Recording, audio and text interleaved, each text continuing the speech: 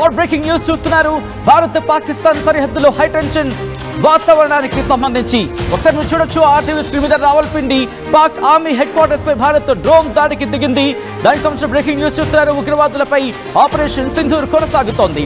Pak air defence system ను ధ్వంసం చేసింది భారత్. 1600 కోట్ల రూపాయల ఆస్తి నష్టం జరిగింది. పాకిస్తాన్ కి భారత్ చేసిన దాడుల కారణంగా 1600 కోట్ల రూపాయల ఆస్తిని నష్టపోయింది పాకిస్తాన్. 1600 కోట్ల పాక్ ఆస్తులని ధ్వంసం చేసింది భారత్. పాక్ దాడులను తిప్పుకొడుతూ భారత్ ఎదురుదాడికి దిగింది. పాక్ లో పర్యటనకు వెళ్లిన అమెరికన్ టూరిస్టులను వెనక్కి వచ్చేయాలంటూ ఇప్పటికీ అమెరికా సూచించింది. షెల్టర్ లోకి వెళ్లాలంటూ ఆదేశించింది ఆ దేశం.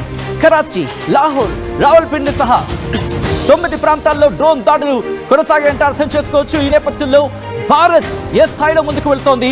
అట్ ద సేమ్ టైం ఇప్పుడు పాకిస్తాన్ కి భారీగా ఆస్తి నష్టం సంభవించింది.